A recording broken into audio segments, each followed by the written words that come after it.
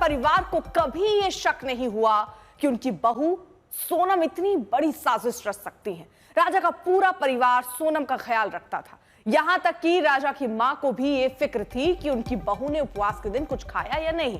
कई तरीके की अब बातें देखिए सामने आ रही, लेकिन हम आपको बताते हैं कि अब तक क्या क्या हुआ। 10 मई को राजा और सोनम की शादी हुई, 20 मई को राजा और सोनम हनीमून पर गए और वहीं पर 21 मई को राजा सोनम गुवाहाटी पहुंचे। 22 मई को कपल शिलोंग पहुंचा था और मां बाप लगातार इनसे बात भी कर रहे थे। 2 जून को राजा की लाश एक खाई में मिलती है और 9 जून को सोनम समेत 4 लोग गिरफ्तार किए जाते हैं। अब कई सवाल उठ रहे हैं, जैसे कि शादी से खुश नहीं थी क्या सोनम, जिसकी वजह से उन्होंने ही ऐसा कराया। शादी से पहले सोनम का क्या कोई अफेयर था, क्योंकि कई खबरें अभी निकलकर सामने आ रही हैं।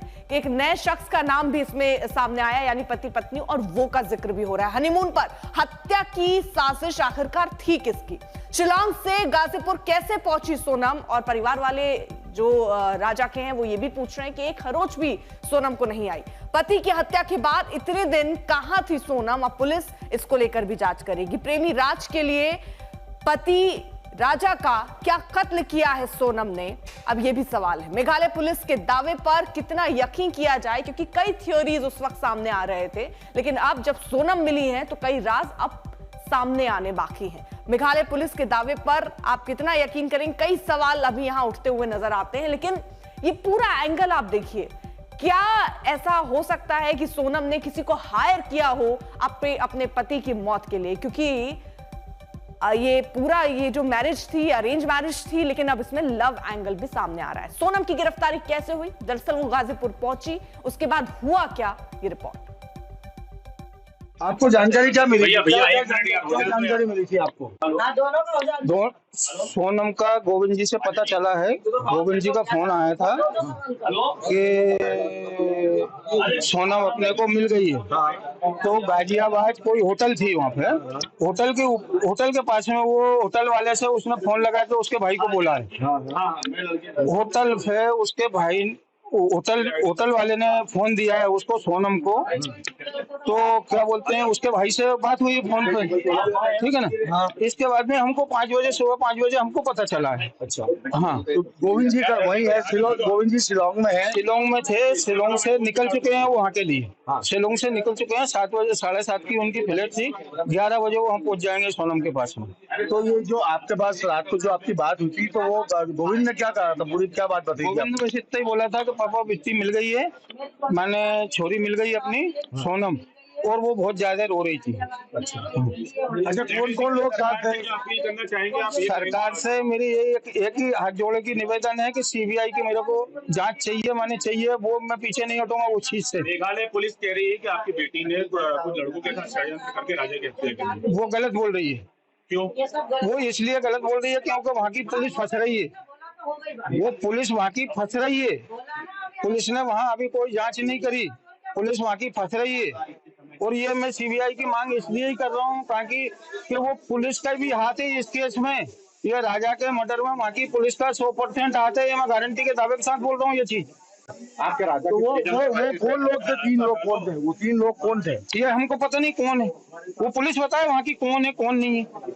भाई हमने थोड़ी उनको गिरफ्तार किया है कि अरेस्ट किया है। जो सीसीटीवी फुटेज आए थे उसमें दिख रहे थे ये लोग।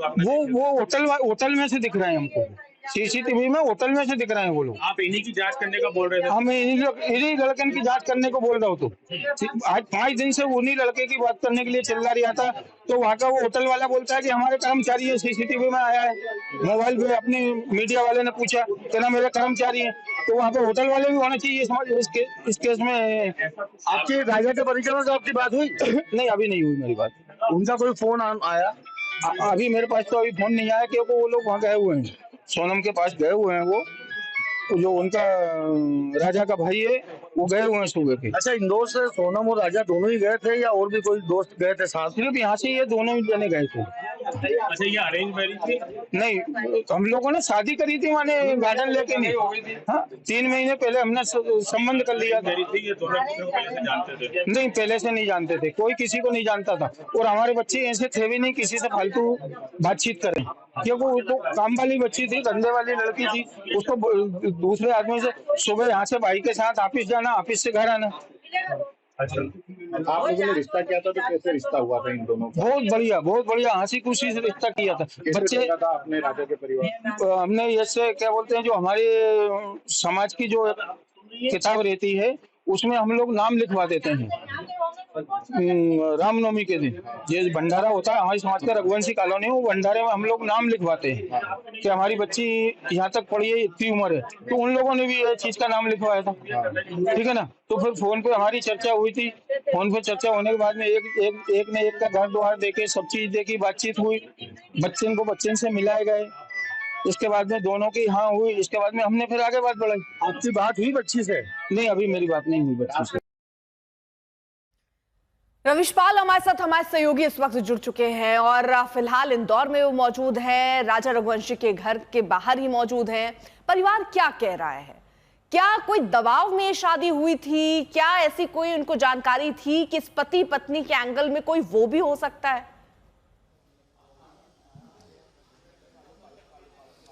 देखिए, घर वालों को बिल्कुल भी यकीन नहीं हो रहा है अभी तक कि सोनम का इस पूरे मामले में कोई हाथ है। सोनम के घर वालों का तो बिल्कुल साफ तौर पे कहना है कि उनकी बेटी ऐसी नहीं है। वहीं दूसरी तरफ राजा के जो परिवार के लोग हैं वो भी पूरी तरीके से इसे अब तक स्वीकार नहीं कर सके हैं। ये आप तस्वीर देखिए, इस तस्वीर को लगाने का मतलब ये था कि ये दोनों की हंसी खुशी जो है चेहरे की, वो बता रही है कि दोनों इस रिश्ते में कितने खुश थे। इसे देख के तो कम से कम यही लग रहा है, और यही भाव परिवार के लोगों के मन में भी है, जो इस वक्त लगातार लोगों से बात कर रहे हैं। और हम उनसे अगर सीधी बात भी करें एक बार तो समझ भी लेते हैं कि किस तरीके से यहाँ पे जो परिवार के लोग हैं उनको इस बात का बिल्कुल भी इल्म नहीं हो रहा है कि इतनी बड़ी घटना उनके बेटे के साथ हो चुकी है। ये सोनम रघुवंशी के जो पति और राजा रघुवंशी जो मृतक हैं उनकी तस्वीर है। अभी इनका तीसरा जो है वो किया गया है घर पर, और तमाम जो लोग हैं इस बात से बिल्कुल भी इस वक्त तक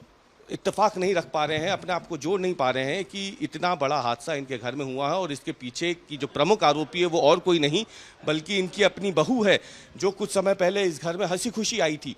उसी ने ये पूरी साजिश रची है। ये कोई स्वीकार करने को फिलहाल तैयार नहीं हो रहा है। लेकिन हाँ, सोनम की जो सास है, जिनसे बात की थी सोनम ने इस पूरे मामले के बीच में, और जब इसके बाद वो फ़ोन बंद हो गए थे, दोनों लापता हो गए थे, उनकी माँ का ज़रूर ये कहना है, यानी सोनम की सास का, कि उन्हें इस बात का शक तब शुरू हुआ जब सोनम की तरफ से घर में बिना किसी को बताए मेघालय की टिकट बुक करा ली गई थी। यानी दोनों पहले इंदौर से बेंगलोर गए, बेंगलोर से फिर उन लोग असम और मेघालय गए, और ये सारी टिकटें जो हैं ये सोनम ने खुद पहले ही करा ली थी, और इस बात की जानकारी घर में किसी को नहीं थी। ये दावा किया है सोनम की जो सास हैं, और राजा रघुवंशी की जो माँ हैं उमा रघुवंशी, उनका दावा है। और आपको ये भी बता दें कि ये भी उन्होंने कहा है कि जिस तरीके से दबाव था राजा के ऊपर कि उसे जाना है, वो जाना नहीं चाहता था। उसने पहले अपनी माँ से पूछा कि वो जाए कि ना जाए, और क्योंकि सोनम टिकट बुक करा चुकी थी और बहू है, नई नई घर में आई हैं, तो जाहिर सी बात है माँ ने उस वक्त दबाव नहीं बनाया कि वो ना जाए। माँ ने यही कहा कि ठीक है, कितने दिनों के लिए जाना है, 6-7 दिनों की बात है, वापस आ जाओगे। लेकिन शायद माँ को ये नहीं पता था कि वो आखिरी बार अपने बेटे को देख रही हैं। अगर उन्हें ज़रा सा भी एहसास होता इस बात का तो शायद वो उन्हें रोक लेती। माँ ने यह भी कहा कि अपने बेटे के गले में सोने की चेन देखकर भी उन्हें शक हुआ था कि वो अगर घूमने जा रहा है तो इतनी मोटी चेन पहन के क्यों जा रहा है, क्योंकि ये खतरा हो सकता है। तो ऐसे कई सारे डर जो है वो राजा की मां को थे, जिन्होंने राजा को बताए भी थे, लेकिन उसके बावजूद ये हादसा हो गया है। और अब इंतजार हो रहा है कि पूरा खुलासा पुलिस जब करती है तो उसमें किस किरदार की क्या भूमिका रही है इस पूरे हत्याकांड में। रवीश, जिस तरह से आप परिवार के वहां बीच में हैं, परिवार वालों को ये भरोसा ही नहीं हो रहा है। राजा के परिवार को कभी ये शक नहीं हुआ कि उनकी बहू सोनम इतनी बड़ी साजिश रच सकती है। राजा का पूरा परिवार सोनम का ख्याल रखता था, यहां तक कि राजा की मां को यह भी फिक्र थी कि उनकी बहू ने उपवास के दिन कुछ खाया या नहीं। राजा की मां से सोनम की बात उस वक्त की है जब राजा को साजिश रचने वाले मौत देने जा रहे थे। देखिए ये रिपोर्ट।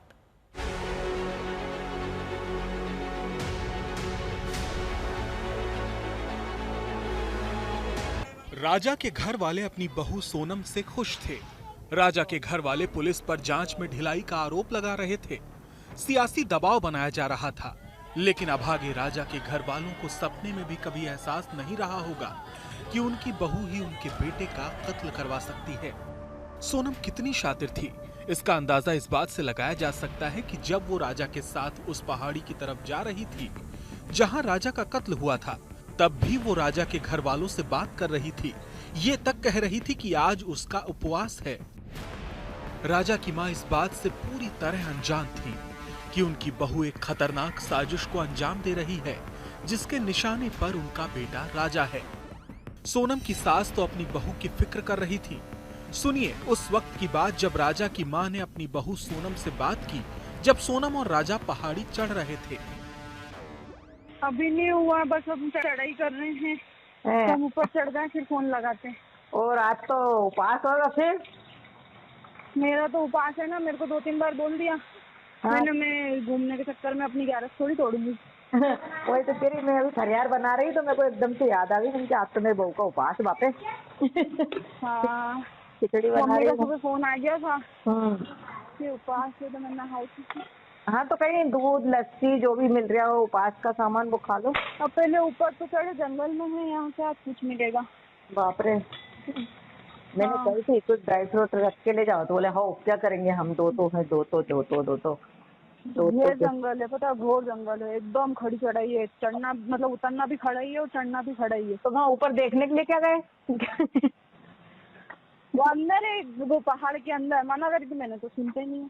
हाँ अच्छा, हाँ, तो चलो। वही तो कह रही, वहाँ क्या देखने पहुँच गए तुम? ये नीचे से देख लेते। झरना देखने गए थे, हाँ, बड़ा वाला। हाँ नीचे से देख हाँ, नहीं लेते। तो हालत खराब हो गई तो चढ़ के। ये तो राजा की माँ से सोनम की बात आपने सुनी। वो माँ जो अपनी बहू के व्रत की फिक्र कर रही थी, बहू को कुछ खा लेने को कह रही थी। राजा की माँ ने उसी दिन अपने बेटे राजा से भी बात की थी और कहा था इतनी ऊंचाई पर जाने की क्या जरूरत थी। सुनिए राजा की माँ से राजा की बात। वो माँ जो अनजान थी कि उसका बेटा ठीक उसी वक्त एक बड़ी मौत वाली साजिश का शिकार होने जा रहा है। उतर आए? हाँ, मैंने क्या आ गए नीचे? कहाँ पे हो तुम, ऊपर पहाड़ पे के नीचे? आप जाके पहुंचा ऊपर में। रात को नीचे रुके थे? हाँ, कुछ खाने का मिला कि नहीं मिला? केले खा रही मैं। क्या खा लिए? अरे अभी केले खा रहा हूँ, अभी हाल पहुंचा हूँ, अब यहाँ से निकलूंगा। मैं फरियार बना रही थी, मुझे याद आई थी एकदम से। ऊपर क्या देखने गया? नीचे देखूंगा तो ना झरना। तो झरना नीचे से भी दिख जाता। जगह वीडियो बना के ला भी रहा हो तुम? अच्छा यार, वीडियो बना रख के ला रहा हो कि नहीं? डल तो ही नहीं रहा तेरे वीडियो, तो डल नहीं रहे। क्या क्या देख रहे थे? नेट नहीं चल रहा। नेट नहीं चल रहा? अरे नेट नहीं चल रहा, नेट चालू होगा तब करूंगा। नेट नहीं चल रहा वहाँ को। अब कितने दिन बचे तेरे? 2 दिन और? 2 दिन और बचे। एक माँ के दर्द की आप कल्पना नहीं कर सकते, जिसको हर पल अपने बेटे बहू की फिक्र थी और वो लगातार उनसे फोन पर बात करके ख्याल रखने को कह रही थी। ब्यूरो रिपोर्ट, आज तक। राजा को मौत देने वालों ने साजिश को अंजाम देने के लिए जगह भी ऐसी चुनी जिसकी खूबसूरत वो जितनी थी उतनी ही खतरनाक। खासी हिल्स इलाका मेघालय का वो इलाका है जहां ज्यादा लोग नहीं जाते। यहां पहले भी एक कपल की लाश मिल चुकी है। शादी के पखवाड़े भर के भीतर इंदौर का ये युवा कारोबारी साजिश का शिकार हो गया, वो भी उस महिला की साजिश का जिसको उसने जिंदगी भर के साथ के लिए चुना था, जिंदगी भर का हमसफर बनाया था। सवाल ये कि क्या सोनम ने जानबूझकर साजिश को अंजाम देने के लिए वो जगह चुनी थी जहां साजिश को अंजाम देना आसान हो? क्या जानबूझकर इंदौर से पूरे 2200 किलोमीटर दूर राजा को ले जाया गया था? ये देखिए, जिस जगह पर राजा का कत्ल हुआ, दूर तक इंसान का नामो निशान नहीं। शिलांग की भीड़ से दूर एक निर्जन पहाड़ और नीचे गहरी खाई। यहीं पर राजा को मौत दी, खौफनाक मौत।